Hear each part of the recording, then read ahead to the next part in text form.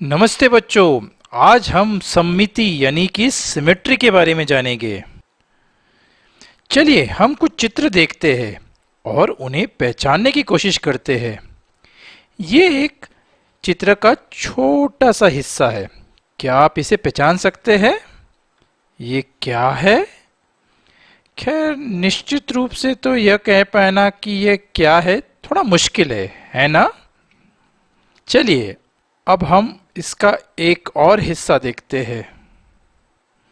यह इस चित्र का आधा हिस्सा है। तो अब यह क्या दिख रहा है? मुझे यकीन है कि आप सभी को इसका उत्तर आ गया होगा, है ना? हाँ, यह है तितली यानी कि बटरफ्लाई। आपने सही पहचाना है। चलिए अब हम एक और चित्र को देखते हैं। इस चित्र में भी चित्र का आधा भाग छुपा हुआ है। क्या आप यकीन से कह सकते हैं कि यह क्या होगा? इस चित्र का बाकी आधा हिस्सा वह भी इसी तरह से होगा। हाँ, यह विश्व प्रसिद्ध स्मारक ताजमहल है ना बच्चों? अब मुझे बताइए कि इन सभी चित्रों में क्या समानता है? हाँ, ये सभी बहुत ही सुंदर चित्र है। इनमें से कुछ प्राकृतिक और कुछ मानव द्वारा निर्मित है ना? सबसे महत्वपूर्ण बात यह है कि इन सब चित्रों में प्रथम आधा भाग दूसरे आधे भाग के समान है। जैसे कि इस तितली को देखिए, मैंने यह बीच में लाल रंग की रेखा बना दी है। तो आप देख सकते हैं कि एक आधा भाग और दूसरा आधा भाग बिल्कुल समान दिखता है। ताजमहल को भी देखिए, यह देखिए मैंने फिर से बीच में एक रेखा बनाई। इस तरफ का भाग और इस तरफ का भाग समान दिख रहा है। यह फ्लावर को देखिए यानी फूल को देखिए, यहाँ पे भी मैंने बीच में एक लाल रंग की रेखा बना दी है। इस तरफ का भाग और इस तरफ का भाग समान दिख रहा है ना बच्चों? क्या आपको पता है जब किसी भी वस्तु के दोनों आधे भाग आकार और आकृति यानी कि शेप और साइज दोनों में एक समान के होते हैं तो हम उसे सिमेट्रिकल ऑब्जेक्ट यानी सममिति कहते हैं।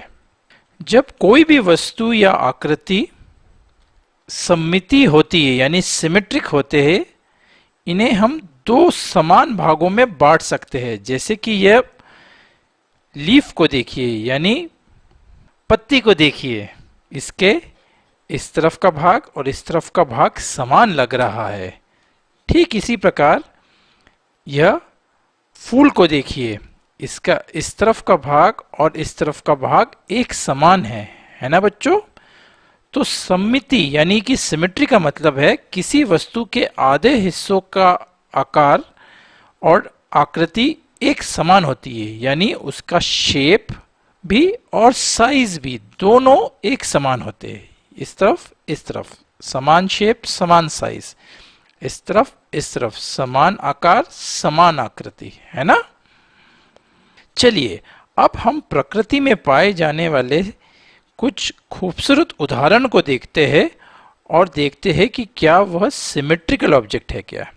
यह सूर्यमुखी यानी सनफ्लावर है ना खूबसूरत? और भारत के राष्ट्रीय पक्षी यानी कि मोर के बारे में आप क्या कहेंगे? देखिए इसके पंख भी बिल्कुल एक समान हैं। और मकड़ियों के घर यानी कि स्पाइडर वेब के बारे में क्या कहेंगे आप? यह भी एक्चुअली सिमेट्रिकल होता है, यानी बीच में से अगर हम एक रेखा खींचे तो इस तरफ और इस तरफ एकदम बराबर दिखाई देगा, है ना? आश्चर्यजनक बात। आपको दूर जाने की जरूरत नहीं है। त्योहार के मौके पर घर सजाने के लिए आपकी माँ, बुआ, चाची या बहन खूबसूरत रंगोली बनाती है ना? और रंगोली भी सिमेट्रिक होती है।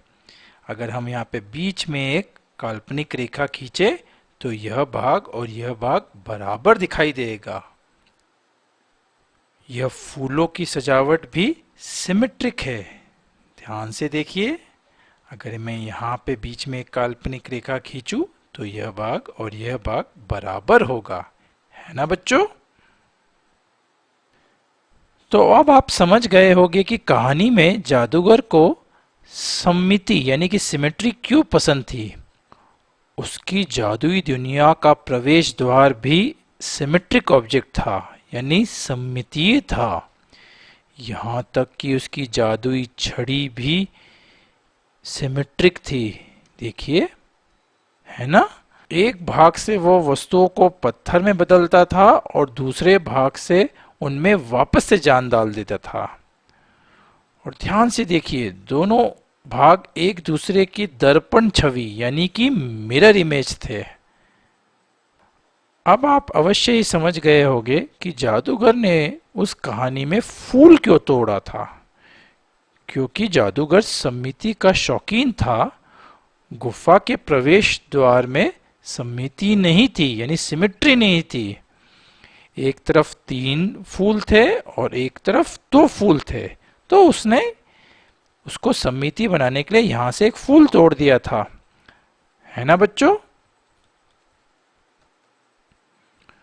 और जब उसने फूल तोड़ दिया था तो वह बिल्कुल सिमेट्रिक हो गया था। इधर भी 2 फूल, इधर भी 2 फूल, इधर इस मूर्ति का आधा भाग, इधर भी इस मूर्ति का आधा भाग है। यहां तक कि मोटू और सब्जी वालों के पुतलों को भी उसने 2 सममितीय भागों में तोड़ा हुआ था। तो याद रखिए बच्चों, अगर कोई भी वस्तु सिमेट्रिकल होगी तो हम उसे 2 समान भागों में बांट सकते हैं। जैसे कि इस पत्ती को हम अगर यहां से काटे तो दोनों भाग समान आकृति और आकार में मिलेंगे। या यह फूल, या कह लो यह ताजमहल का चित्र, है ना? क्या आप इस चित्र को 2 समान आधे भागों में बांट सकते हो? चलिए कोशिश करते हैं और देखते हैं। नहीं, अगर हमने यहां से काटा तब तो यह भाग समान नहीं दिख रहे, है ना?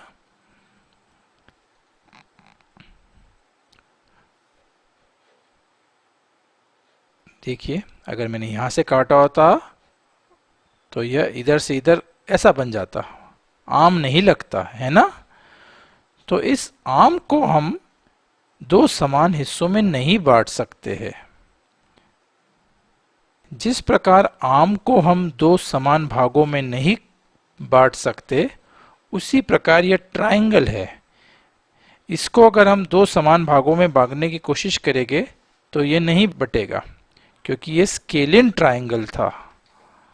जैसा कि कहानी में हमने देखा था, वह बच्चे सुंदर और वास्तविक दिखने वाले पुतलों को देखकर विस्मित हो गए थे। लेकिन बाद में वे यह देखकर चकित हो गए थे कि वह सब्जी वाले के पुतले का केवल आधा भाग था और दर्पण में दिखने वाला उसका प्रतिबिंब उसे पूरा बना रहा था। आधा पुतला और उसका समान प्रतिबिंब, यानी बन गया पूरा पुतला। इस तरह से सममितीय को दर्पण सममिति या मिरर सिमेट्री कहते हैं। संक्षिप्त में सममिति का मतलब होता है किसी भी एक वस्तु को 2 समान आकृति और आकार वाले भाग में विभाजित किया जा सकता हो तो वह उस वस्तु को सिमेट्रिकल ऑब्जेक्ट यानी सममितीय वस्तु कहा जाता है। जैसे कि यहाँ पर तितली एक सिमेट्रिकल ऑब्जेक्ट है, क्योंकि अगर हम यहाँ से एक काल्पनिक रेखा खींचे तो यह भाग और यह भाग बराबर दिखाई देगा। लेकिन यह आम सिमेट्रिक ऑब्जेक्ट यानी सममितीय वस्तु नहीं है, क्योंकि इसको किसी भी तरीके से अगर हम एक काल्पनिक रेखा खींचे, यहाँ पर खींचे या यहाँ पर खींचे, हम इसे दो समान भागों में नहीं बांट सकते। तो यानी आर्म हो गया एसिमेट्रिक ऑब्जेक्ट, है ना बच्चों। तो आज इस लेसन में इतना ही, फिर मिलेंगे बच्चों, बाय बाय।